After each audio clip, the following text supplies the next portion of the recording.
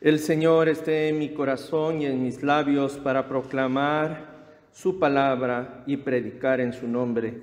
Amén.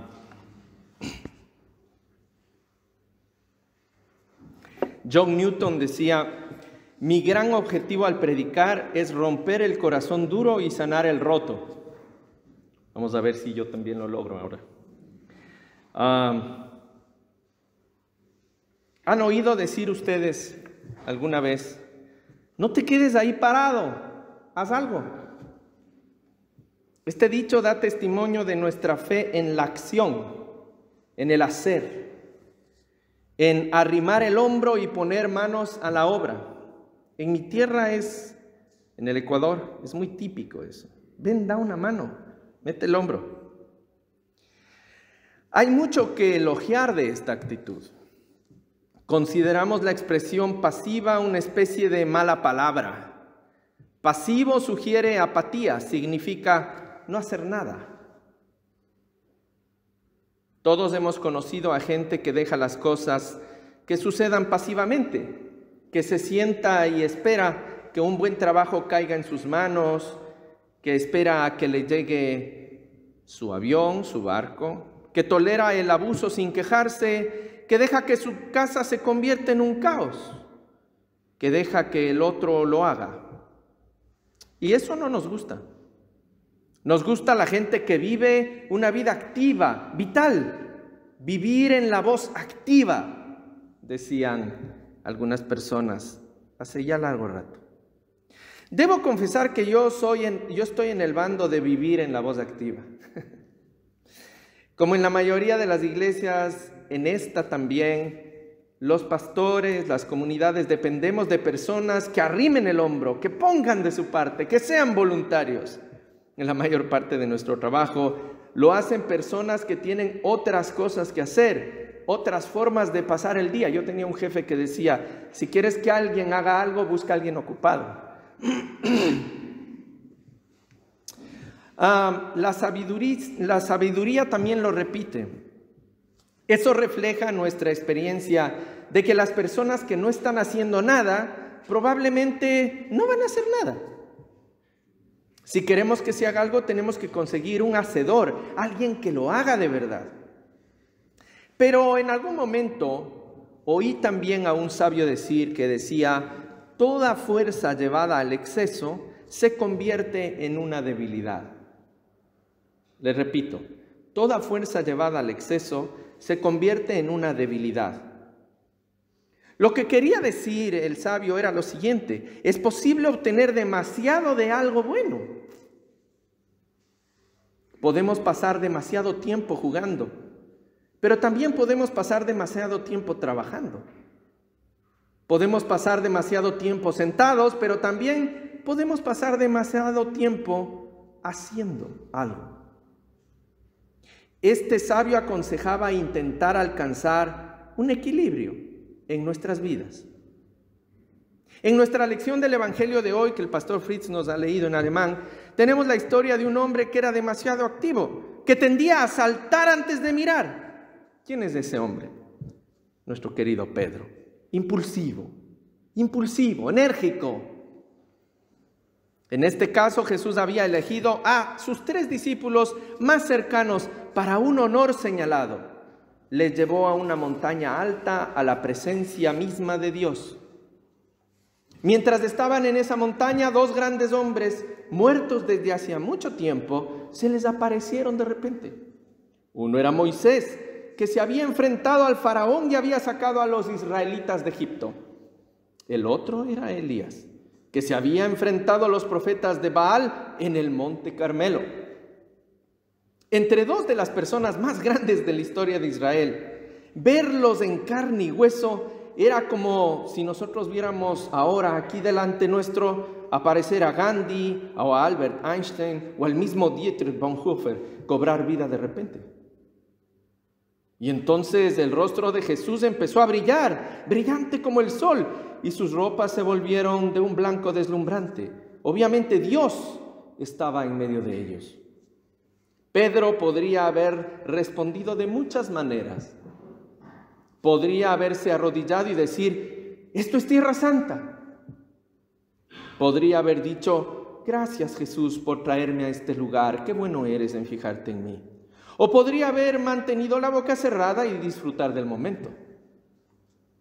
Pero Pedro no era muy bueno manteniendo la boca cerrada. Pasara lo que pasara, podías estar seguro de que Pedro diría o haría algo. Pedro se parecía un poco a ese conejito de Energizer, las baterías, ¿lo recuerdan? Siempre en movimiento. Lo que Pedro tenía que decir en ese momento era lo siguiente: Señor, es bueno que estemos aquí. Si quieres, hagamos aquí 3 chozas, una para ti, una para Moisés y otra para Elías. Señor, es bueno que estemos aquí por nosotros. Pedro se refería a los 3 discípulos, Pedro, Santiago y Juan. ¿Por qué era bueno para ellos estar allí? Por lo que podemos deducir, Pedro estaba diciendo: Jesús, esta es una gran ocasión y exige una respuesta. Estás de suerte, Jesús.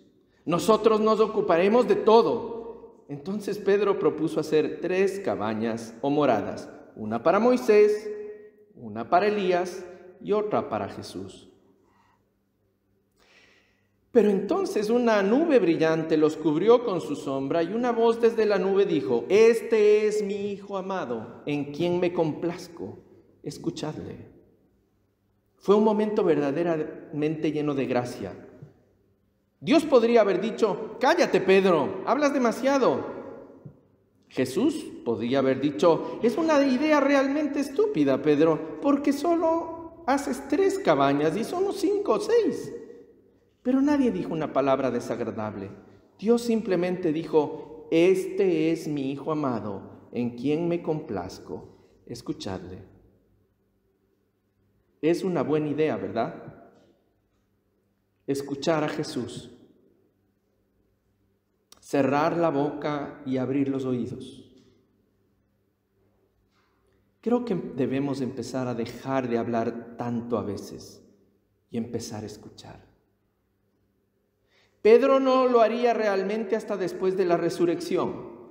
Antes de la resurrección, Pedro a menudo actuaba impetuosamente. Saltó de una barca en perfecto estado para intentar caminar hacia Jesús sobre las aguas, y cuando perdió la fe, se hundió. Poco antes de la crucifixión de Jesús, Pedro le cortó la oreja al sirviente del sumo sacerdote en el huerto de los Olivos. Pedro era un verdadero hombre del tipo A, el tipo hombre que necesitaba frenarse, calmarse. Ya he dicho que me gustan los hacedores, yo soy del tipo A también. Las personas que hacen las cosas. La mayoría de nosotros lo hacemos, pero también tenemos que reconocer que nuestro ajetreo puede interponerse en el camino de muchas cosas. Nuestra vida espiritual, nuestras familias, las cosas que más cuentan en la vida. Eugene Peterson es un ministro presbiteriano, un erudito, teólogo, autor y poeta estadounidense. Él expresó esta idea que estamos tocando de esta manera: el ajetreo es el enemigo de la espiritualidad.